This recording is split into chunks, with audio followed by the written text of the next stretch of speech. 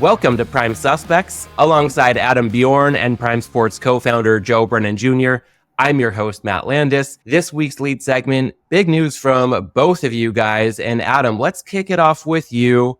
Congrats, first and foremost, on your big win at the track in Jamaica on Saturday. Tell us about your horse, Barnaby, and your experience watching his dominant win to capture the coveted Chairman's Trophy. Well, I mean, it's the same horse that I brought down for the December race, and he shit the bed then. A lot lighter field in this one, so it was expected. He did go off as a slightly odds-on favorite. But, saw he was racing Saturday, coming to Jamaica for other reasons, flew in Friday. Actually, the kids flew in Saturday morning, so I had to pick them up from the airport and then dash 2 hours to Kingston. But very few and far between in recent times, so it's always good to be at the track. There was kind of word that whenever I'm at the track, I can't seem to get a winner, so I was somewhat told to stay away. I said, fuck it, I'm going. And, he did the job. So we were there. It was a trophy day, so I got my trophy. Usually I have to have other people collect them. It was a good day. Enjoyed it very much. So you're bringing that trophy to New York in a couple of weeks so that we can, like as if it's the Stanley Cup, we can carry it around the bars and things like that and drink out of it, right? It's got holes in it that just the liquid would go straight through it. But I'll wait for a proper one and then we can do that. We can get some duct tape and red Solo cup and we can make that thing totally functional. All right. All right, we'll see what happens with the future of the Chairman's Trophy and industry events. But at this point, we will go ahead and pivot to a topic for which many people will be tuning in to this episode. I guess less about the usual title of this segment, the latest from inside Prime Sports, and more about Joe's recent departure from Prime Sports. Joe, you announced your move Sunday on LinkedIn. Go ahead and tell us about your decision. I started thinking about this about a year ago, after we got live in Ohio and then also after we got live in New Jersey. My primary role was to get us licensed, get us across the line and get us launched. And from there, now we have to evolve as a company. Adam and his team are already hard at work on the software side, the platform side, making changes to that, taking the experience and making it a little more, I don't know. I don't want to say like recreational friendly or something like that, but closing the gap that as the way we see it, like the real gap, not like the bells and whistles gap, but like the quality of the experience gap. And they're already hard at work at that. The team in Cherry Hill, they've settled operations, are expanding. They're now going to start getting into much more serious about how they handle acquisitions and retention and things like that, making it a more competitive brand. And so in a lot of ways, being like the old man who's standing around, it's kind of like a general without a war, to over dramatize it. And so about a year ago, some of these issues that were popping up, everything from, Massachusetts looking at the limiting stuff, the rising tide of taxation, like it first reared its head in New Jersey. A year ago, now the Governor Murphy, on his way out the door, his little treat after fully benefiting in 2 terms from an industry that he did zero to create. Now he wants to tax the shit out of it and cripple it in his state. Thanks, Phil. There's a lot of stuff that needs to be done. And you can just tell from the way I'm talking, I have pretty strong opinions about it. And one of the things I want to be able to do is make sure that I can go out there and make the arguments, make these counter arguments to some of these things that are going on, but do it in a way that's not going to negatively rebound on Prime, because Prime still has to do business in New Jersey. Prime still has to do business in Ohio.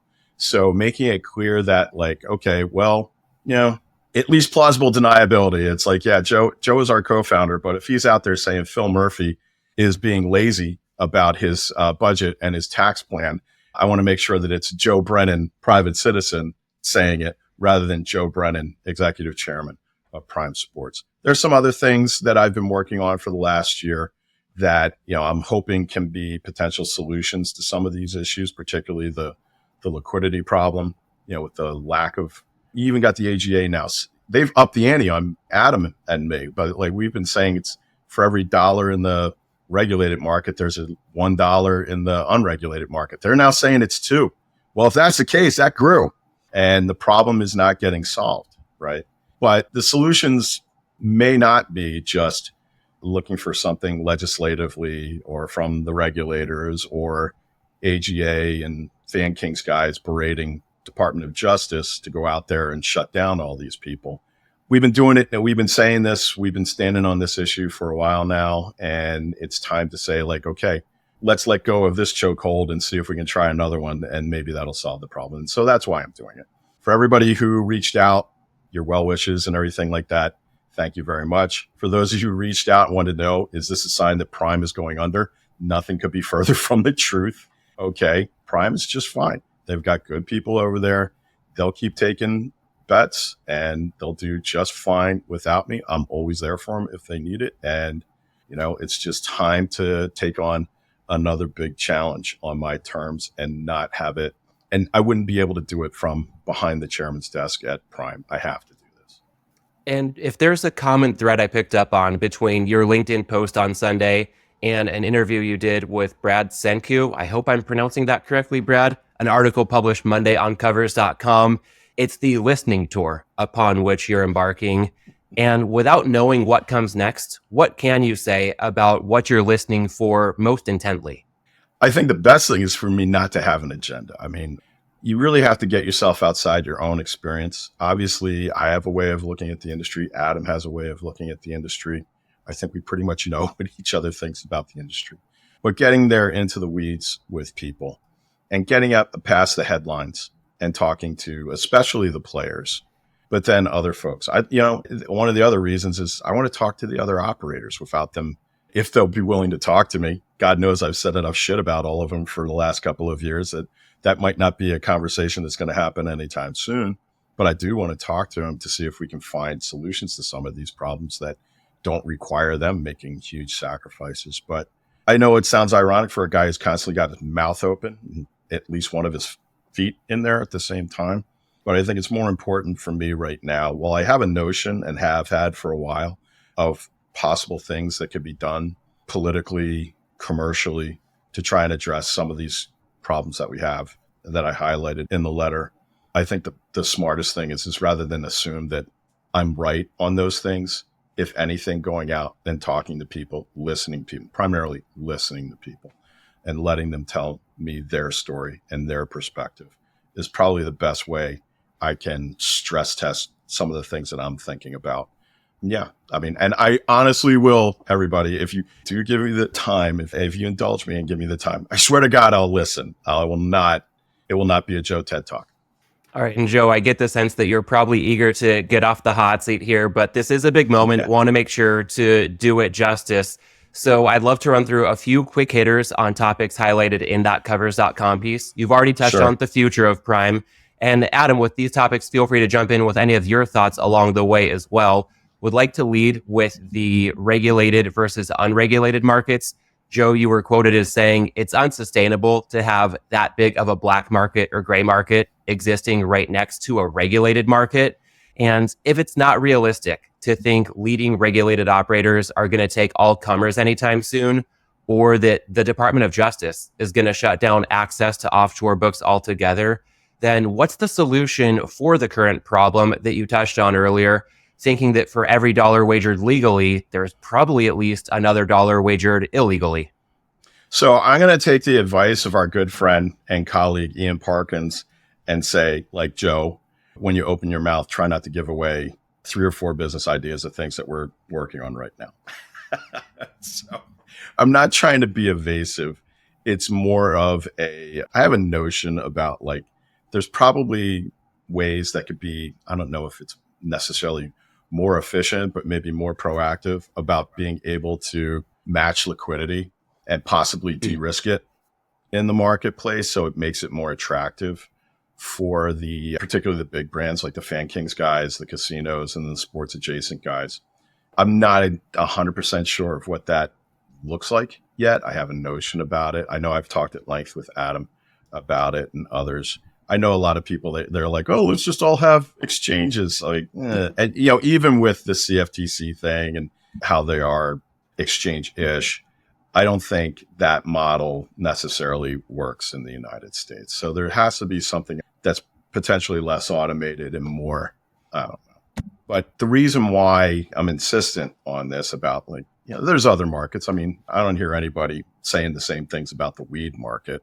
to use an analogy about having a black market, how dangerous it is existing next to a regulated market. But the thing is that sports is different in America. I mean, sports is like our civic religion, the integrity of the game, things like that. We've already seen like just small things create like fairly big headlines when it comes to challenges to the integrity of the games. And that's why, as long as you have a marketplace that there's no visibility into and that has to be trusted to kind of self-regulate itself, there's definitionally less confidence that the consumer can have in the product than when it is, mostly regulated. Do I think we're ever going to completely lose gray market sports betting? No, of course we won't.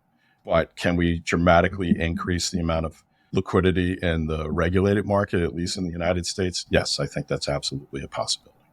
Got it. Sounds like there may be more to come on that one, quite possibly on this show when the time is right to speak to the topic in more detail. And I'd like to move on at this point to another angle. You touched on the symbiotic relationship between tax rates and bettors, discussing a goal of showing legislators how high tax rates are bad in the long term and to stop high taxes from reaching new states that legalize sports betting. Sounds like a noble goal, also a quite ambitious goal. So what can you say about how you envision achieving it? I think the simplest thing is to say is like the more hostile legislators make their states for operators, the more business they're going to lose. Certain operators will just say, and I'm not talking about the primes of the world. At what point do companies like ESPN Bet and Fanatics, which are spending billions to make millions, right? And that's still millions in losses. At what point do they see the rising tide of taxes and all this and just say like, screw this, we're out, right? And you just keep narrowing the number of consumer choices out there in the marketplace. We don't sell just 2 brands of beer in the United States. Thank goodness for that. Oh, no kidding, right? Because if all we had, I guess it would be like if you had to vote for 2, apparently right now, Michelob Ultra is like the best-selling beer in the United States, which really makes me think like everybody under the age of 35 ought to be given a testosterone test. But, if all we had was that and Budweiser to drink, how much do you think Budweiser and Michelob Ultra would cost here in short order? And when you have these states that make their market so expensive to operators, eventually operators are going to shut down. You could see a point in the future where New York has 2 operators and it's the 2 bigs. What do you think is going to happen to their pricing when they do that? When they don't have to worry about really competition. It's a 2-horse race. They're going to start gouging the hell out of their players. So, in a really weird way, the competition that the gray markets give right now to the regulated market is a way that it keeps their prices honest, right? Because they can't depart too far from whatever BetCris is posting or whatever Pinnacle is posting, because they don't have the people to do it. They don't have the resources to do it, and they'd be scared shitless to do it. But you start removing that, you start removing other competitors in the marketplace if they don't have to look over their shoulder at BetMGM or Caesars or Fanatics or BetSPN or Prime or BetCris Arizona or Circa. You start losing those companies and you are going to get, terrible, terrible pricing, terrible product for consumers because they'll be the only game in town, I guess, unless they have a Robinhood account. One more for you, Joe. You mentioned a personal sense of responsibility when it comes to responsible gaming. Why would you say you feel that sense of responsibility, and where do we go from here when it comes to Archie? Look, I mean, there was certainly a lot of people working on this, but if you roll back the tape, I was the guy who kicked the ball off in New Jersey on both online gaming and sports betting. And when you do that, I do feel a sense of responsibility at where the industry is going. Some of the stuff, and we've talked before about the blitz of marketing, I never thought that it would be like that. Not because I didn't think about it. It's just casinos, lotteries were all heavily regulated on what they could do in their marketing, what they could say in their marketing, where they could say it, who they could say it to. That just seems to have been pushed to the side in order to rapidly open and grow this marketplace. And that really, the expediency of doing that seems to be really the kind of original sin, if you will, on everything from the marketing to responsible gaming, the VIP programs, some of those things. And it's, look, what was it? Colin Powell said, if you break it, you own it. Well, we broke the status quo, which was all of these things were underground. All of these things were illegal. So we broke the status quo. We legalized it, regulated it. In a lot of ways, I do feel like I own the result. That's not to say that I'm just Joe Brennan, right? I'm just one person. I'm not God or anything like that. But I don't want this industry to continue to go on the path that it's going without giving it a shot to say, yeah, there can be reasonable controls on marketing. Yes, there should be a sensible approach towards responsible gaming that's more than 1-800-GAMBLER. And there probably has to be reform to the way players are continued to be incentivized after they've lost a ton of money to a company. So, yeah, it's no more than that. Well, moving on from a loaded first segment to a hot button second segment, our water cooler conversation this week will focus on Pro Better Spanky's release on Sunday of a new episode of his podcast, Be Better Betters, with a focus on touts, also known as pick sellers. Adam, want to welcome you back into this conversation. What were your overall thoughts on the episode if you've had a chance to listen? And especially any thoughts you may have on the conclusion that nobody is worth paying for picks? So first of all, as Spanky comes up, I mean, Joe's now a free agent, should be the first one they add to that Mount Rushmore of Americans' better voice. He obviously has a lot more insight on the legislative side and all the active operator side than the other three in there right now. So I think it'll be a good addition to that to get to the right people to ultimately, somewhat save sports betting in the regulated space, because right now they just seem to be like they're trying to kill it and send it back to the gray or the black or wherever else it is. So I think that's where ultimately for me, him going out there and having those conversations that you don't want me in the room for, because I'm going to tell him what I really think. And Joe's a hell of a lot more, softer spoken and can sort of drive those conversations where they need to go. On the tout side of it, I'm going to say I've done a complete 180 in the last few years in different aspects. One, I'm sorry, but Americans need touts, otherwise they won't bet. So the more touts there are for Americans, the more bets will be taken. And that's just unfortunate the way it is right now. So in the background, while Joe's working on his side projects, maybe there's some tout projects out there that can be worked on as well. So I should be a tout now then. Well, I mean, it's business development. It's, you don't have to be the tout, but it's insane the way that this market is. Yes, there's a lot of shonky guys out there doing this. That's been the case in the US for 30 years, for 20 years and well beyond that. I will say, based off that, is it Sprague, don't know how to pronounce his name, but that was actually some really good charts of how to gauge a tout and how to sort of say, go through that list of, are they betting their own stuff? The main reason I haven't entered the tout space is because I want to bet my stuff. And generally when I bet my stuff, the line moves. So I can tell you what the line is 5-6% later, but then the value is generally gone. So generally the ones out there sprouting touts, they're not people that you want to follow overall, but there is some services out there that are actually potentially profitable, maybe not long-term. They can give some information. One that I definitely dive into is Sporting Life UK, sportinglife.com, where again, you read the previews, they have a bet at the top of it or the bottom of it, but it's the guts of the why they get there is really the information ultimately you should be getting from a tout or a pick seller. These one-line things that you see where they just list 5 games, minus, plus, all this stuff, you don't know how they got there. You don't know if they had the cat pick them in the morning and the dog pick the other ones.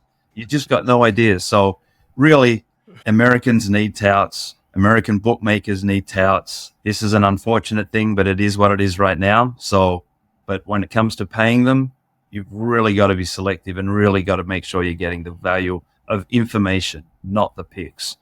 So Joe, it's been a 180 for Adam recently on this topic. What's your point of view on the merits of potentially paying anybody for picks? You know what? I guess I take a slightly divergent view in that I view it as almost like entertainment content. Unless you're betting huge amounts and you find a tout that's just kind of like a real, I don't know, diamond in the rough or something like that runs good for a little while, so you ride that. It usually, like, paying for somebody else to tell you what to bet doesn't make sense just from, bankroll perspective, like financial perspective. I see the tout industry now is just basically entertainment because the field is littered with it and you can't take anybody seriously. And I'm not just talking about the guys barking back and forth at each other on Elf Spaces, right? Which has become a meta sideshow of its own here right now, as far as, burn the witch, burn the tout kind of thing. It's kind of funny. But, it's just so easy to go out there and get your ass up on TikTok and get your ass up on Twitter or whatever and say like, oh, I'm the bookie killer. And it's funny how these guys are all the same. Jesus, it's like how many decades we've been watching these guys migrate from like their 1-900 numbers to, late night infomercials to early internet to now, like with social media and everything like that. And it's just it's the same thing. And I don't see how it appeals to somebody. I don't see how it appeals to a rational person who should be trying to make rational decisions with their money to watch some guy whose face is like bouncing in and out of the friggin' screen superimposed over his parlay ticket of like, and then the other is like, so much of it is just shit. Like, oh, you mean you have a 5-pick parlay ticket of money line favorites that are minus 200 or better favorites? Like, wow, that took some serious handicapping skills. So a lot of it's kind of like, from my perspective, like, where's the skill? Where's the, I don't know. But again, I'm just an old man yelling at clouds. I think these guys, they obviously generate a lot of audience. There's probably, to Adam's point, since maybe you should be thinking more broadly, here I am saying I'm going to listen. And the first thing I'm doing is I'm being dismissive of a rather large segment in our industry. There's probably something to be done around those guys because they are, in aggregate, they create pretty huge audiences. But is it anything more than a kind of freak show, infotainment, that kind of thing? Is it something that somebody should really be doing seriously or taking seriously? Probably not. But let's say this about our friend Spanky. There's got to be somebody out there in the inner tubes that has this kind of time on their hand. I want an F-bomb count from that one podcast. I don't think he went 3 words without dropping one. That was unreal. He was full Jersey on that one. You definitely knew that Spanky felt this one from the top of his head to his heels. That was one of the most impassioned and completely lurid podcasts that he's delivered since he started Be Better Betters. I just like tuning in so I can hear him start. Like, welcome to Be Better Betters. I just love it. Well, as I was listening to that episode, I had a similar thought, Joe, about the language and the passion, certainly, behind the perspective we heard. And I also had the thought about what it could be like discussing the episode on this show. Because, Adam, if we want to look at it from the other side of the counter, you touched on account longevity being an issue, even when a tout's picks are good. So from your perspective, what's it like booking touts releases, which can cause an avalanche of exposure with lots of people looking to make essentially the same bet at just about the same time? That's why you have technology. That's why you don't get 100 bets at one time like you would get 5-10 years ago. And like some softwares still do today. One out there is the RAS picks. They come, they flood, they hit it hard, the line moves. Early in the season when we had time, it was holding the number. The more people could get it, the more the merrier, come and get it. They've still got to hit their percent for over the course of a season. You've still got to catch every player getting every play, that's successful. People following these things generally aren't getting it every time. They're hit and miss. They don't, they're not available when they're releasing as frequently as they are. It's really hard. Going back 15, 20 years, there was times when you could get Billy Walters plays and you could know what they were. And try following those things. You miss half a point or 15 cents. Like these players, these pros, the true pros, they're playing on such tight margins that if you don't get the same number and every single bet, and they're placing tens of thousands, if not hundreds of thousands of bets over the course of a season, you've got no chance. So think about these other people that are just, doing it, releasing these things, and you have no idea what their backstory is. Have no idea if they're actually successful, and majority of them are not. Because most of them you can track into some back end somewhere through the network that I have available. Most of them, if not, again, 99% of them are not winning bettors long-term lifetime. That's it. So if you want to buy into them, buy into them. But that's why I'm always saying it's buy the information, buy the reasoning. Don't buy the line item. There's value in information. And if that's where you're buying into it, great. But someone saying that they're just putting up 5 plays for college basketball on a Saturday and there's no rhyme, reason or anything, not even a 20-minute YouTube video behind it explaining it, stay away. Because again, you don't know what the basis of that is. If you really need to be told what to bet, you probably shouldn't be betting. And let's remember this. So America's best tout show for most of the NFL season was Adam's Saturday night thing with Vegas horse pools, right? How much did you charge for that? I didn't get a check, so I presume $0. Right. And here's the other thing. Adam has, I think, 3,500 Twitter followers. And I've got like close to 6,000. Holy shit. Adam should have like 20, 30,000 followers easy. Like, what the fuck are you people on betting Twitter doing? Who are you following? And you're not following him. You know, I mean, I appreciate everybody who puts up with my bullshit and complaining about Philadelphia sports. But the other thing is like, there's a lot of smart people who are out there who are putting stuff like the way they think about stuff. And like, you know, all you people who are following Rufus, who is a good follow and often gets into his thinking about things and how he approaches things. You guys should be following Adam. I'm not just saying that because he's here. You should be a little wiser about who you're following online. And yeah, I mean, the fact that Adam went on that run, I'm not surprised at all that he's had a little bit of a 180. 'Cause, I mean, who wouldn't want to make easy money, right? It's just, in addition to making easy money, he happened to be, what was your streak? What was your best streak there at one point? I think we won the first 8 games with a parlay and a 1-5 margin. I think we won the first 8 weeks or something. So I'm sitting there fucking, I know the guy and I didn't bet him. Why? Oh man, my kids are not going to be able to go to Notre Dame. They're going to be going to like, you know, Virginia Commonwealth because dad didn't take Adam's picks and monetize them. Well, if we want to make a pivot here from bettors' appetites for picks to sportsbooks' appetites for profits, our look ahead segment this week focuses on David Purdum's ESPN article published Monday with the headline, An Insatiable Acquisitions Appetite, Sports Betting Industry Facing Major Challenges Despite Growth.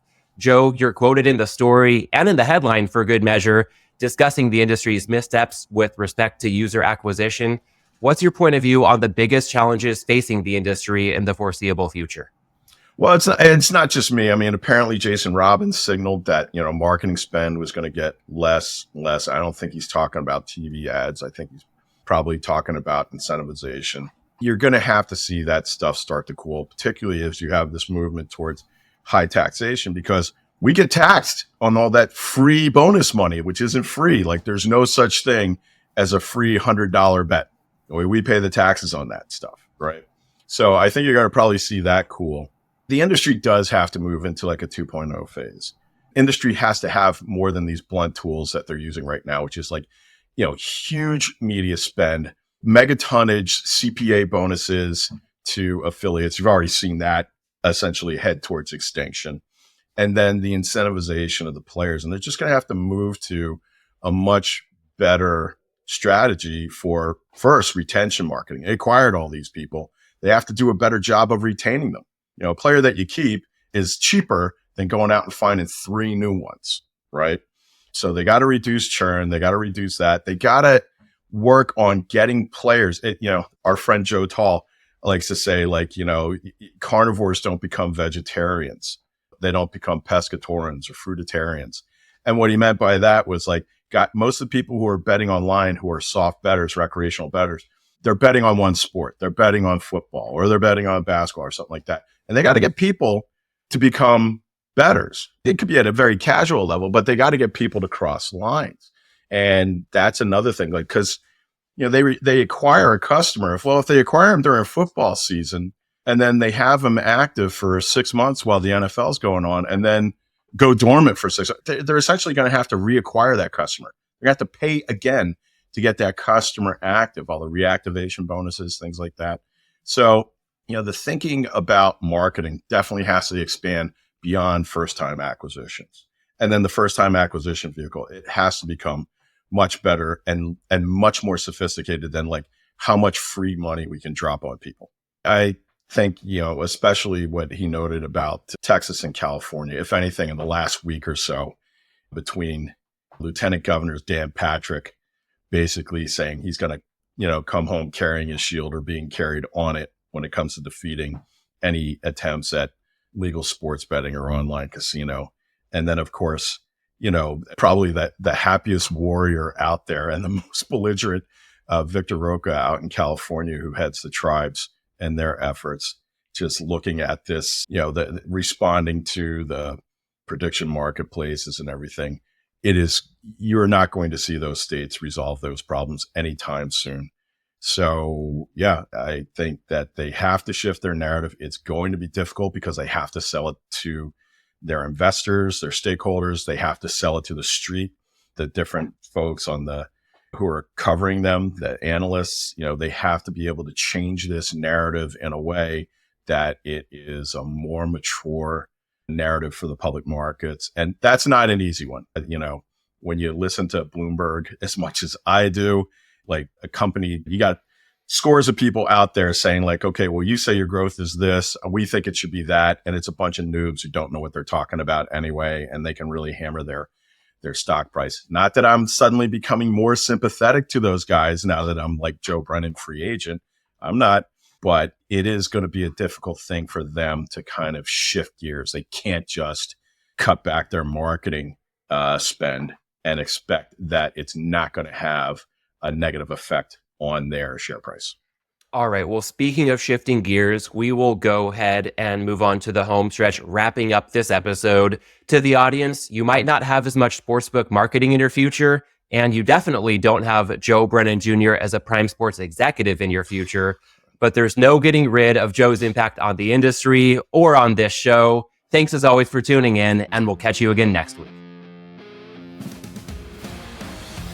Thanks for listening to this week's episode of Prime Suspects. Register for Prime Sports at primesports.com and download the Prime Sports app. You can follow us on Twitter at Prime Sportsbook, at Joe Brennan Jr., and at Adam Bjorn 2. You must be 21 or over to play on Prime Sports. Always bet responsibly and within your limits.